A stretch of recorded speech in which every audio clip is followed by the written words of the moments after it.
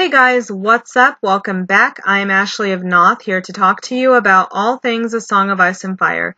Today's video is part 3 of my Game of Thrones Season 7 Best Moments miniseries. I've found the further into the countdown I go, the more I have to say, so this video will only cover my picks for moments 10 through 6, and the top 5 will be in a separate video. So if you're ready for my picks, numbers 10 through 6, just keep watching. Coming in at number 10, The Death of Viserion.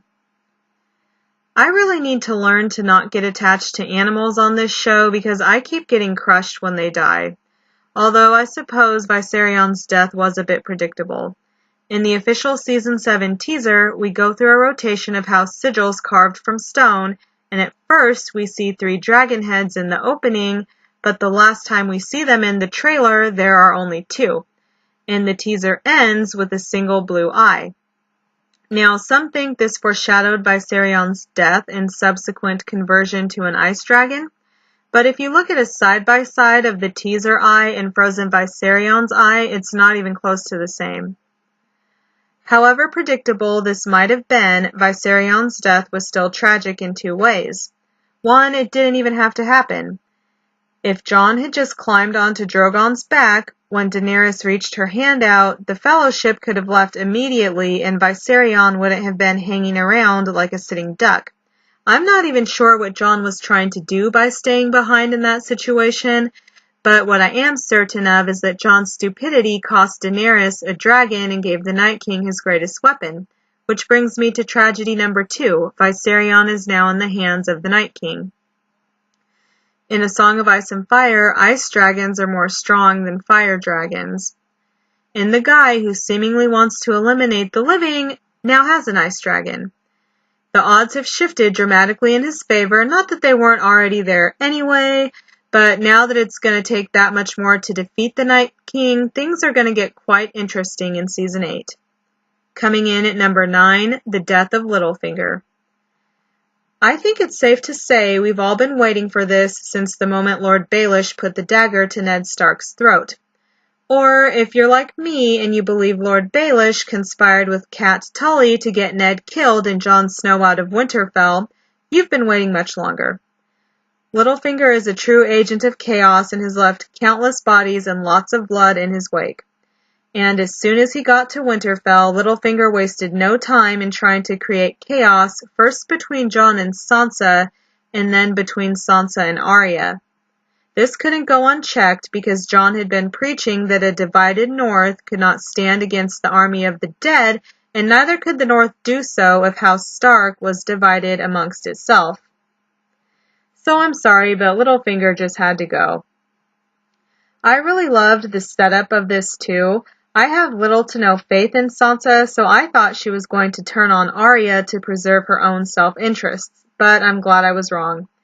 And the look on Littlefinger's face when Sansa said, "How do you answer these charges, Lord Baelish?" was absolutely priceless. You could tell Littlefinger thought he might be able to talk himself out of this, but then Bran hit him with the truth of his betrayal of Ned. Arya hit him with the truth of the dagger used in Bran's attack, and then Sansa used his own words against him, exposing his motives for all of his crimes, which of course triggered intense whining and begging from Littlefinger, who eventually dropped to his knees and started crying like a bitch. Littlefinger made last-ditch appeals to Sansa, professing his love for her, but to no avail. Arya steps in, slits his throat in the blink of an eye, and Peter Baelish died on his knees where he belonged. This couldn't have been better. Coming in at number 8, the Greyjoy naval battle. I've been waiting for a naval battle on Game of Thrones from the beginning, and this didn't disappoint. First off, that Euron knew where to find Dany's fleet, and he knew which ships specifically the Sand Snakes were on, makes me raise an eyebrow, and it wouldn't surprise me if there was a mole in Dany's inner circle, but I digress. The battle was awesome, and geez Louise, Euron Greyjoy sure knows how to make an entrance. From the second Silence rammed Yara's ship, and Euron lowered himself on by a plank, he stole the show. I don't know how else to describe him besides a beautiful mixture of psychopath and badass. Whenever Pilu Azbeg is on the screen, I can't look away. This was just a total bloodbath. Euron was cutting people up left and right. The tongue clipping was a nice, albeit disgusting, book ode to Euron's crew on his ship the Silence. Yara was kicking ass, as usual, and even Theon was dropping motherfuckers. Fire was flying through the air, and it seemed like every single boat was ablaze. It was just madness, and had my heart pounding from beginning to end. Hell, even the sand snakes were in on the action, and I felt like for once they showed a glimmer of their book counterparts, and that was great since the show butchered Dorne in general, but I'm not even going to go there. The only blemish on this was Theon pussifying out and abandoning his sister to Euron. That pissed me off worse than anything I've seen on the show, and I think Theon deserves to die for it, but because that part was so emotion-evoking, it did add to the scene, and good scenes hit on all emotions. So overall, I do think this is one of the best battle scenes to date. Coming in at number 7, Jon Snow meets Drogon. Holy shitsies. Jon Snow, Aegon Targaryen, touched a dragon. So much groundwork has been laid for Jon's true identity, and this was just the cherry on top of the sundae. I lost my mind when this happened. And the fact that Jon bonded with Drogon out of all of the dragons, just wow. I suggested something like this would happen months ago on another channel and got cussed at and crucified for it, but oh well, I knew it. I'm surprised Dany wasn't more shook by Jon and Drogon, especially considering it took Dany from the time Drogon hatched all the way to the end of season 6 to really embrace her touch. But the first time Drogon meets Jon, he not only embraced Jon, but he ran to him, made pointed eye contact, and blinked. He effing blinked. This is how animals express affection to humans, so I think this says a lot as to how much of a dragon Jon Snow is.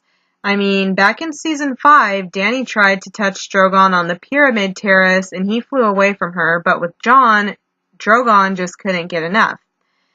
I cannot wait for next season. Hopefully Jon will ride a dragon instead of just touch one. Coming in at number 6, Daenerys and Jon meet. Jon Snow and Daenerys Targaryen are arguably the two most important characters in the story, so seeing them finally meet and be in the same scene was pretty cool. As Melisandre pointed out, their fates are strongly connected and intertwined, so this had to happen. Because of a book vision Daenerys had in the House of the Undying, I knew she and Jon would fall in love, marry, and do what they did on the boat. But I wasn't sure if they'd get along immediately or if they'd start off hating each other and grow to love one another. I thought their first scene was pretty great. After Missandei announced Dany and all of her titles, Davos introduces Jon by saying, "This is Jon Snow. He's king in the north." This part makes me laugh every time. Not sure why, but it does. I liked that when Dany shaded Jon by addressing him as my lord, Davos spoke up and said that Jon was a king. I also liked that the rest of this encounter was abrasive and kind of prickly and not this kumbaya fan service.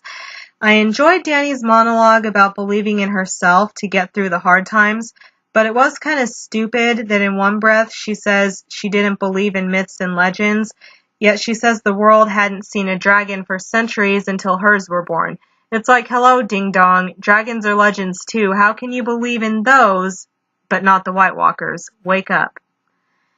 I also liked how Dany emphasizes that she made impossible things happen by bringing dragons back and getting the Dothraki to cross the sea, and then Davos points out that Jon also made impossible things happen by making alliances between wildlings and Northmen and inspiring the same Northmen to choose him, a bastard with no birthright, to be their king.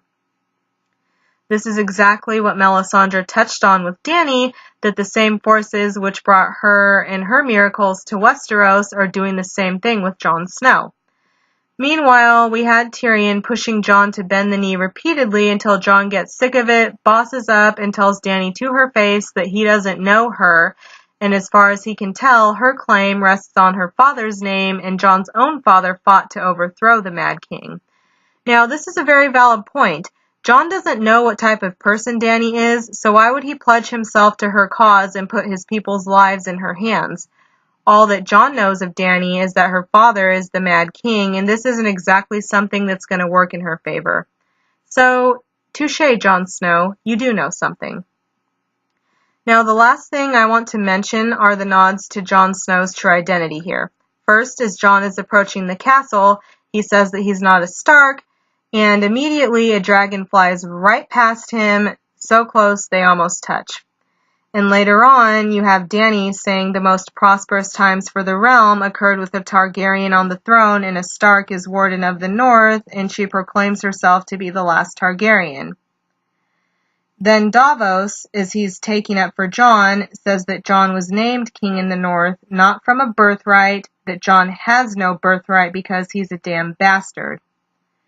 All of this we now know to be false, since Rhaegar is confirmed to be Jon's father, and Rhaegar did in fact marry Lyanna, Jon's mother. There were just so many gems here. I love this, and I'm starting to think it should have been higher on my list. But alas, I'm going to stop part 3 here for your convenience and mine. The closer I get to number 1, the more I have to say about stuff, so these videos are getting longer and longer. The next video in this series will be part 4 and the conclusion of my best moments of season 7 miniseries.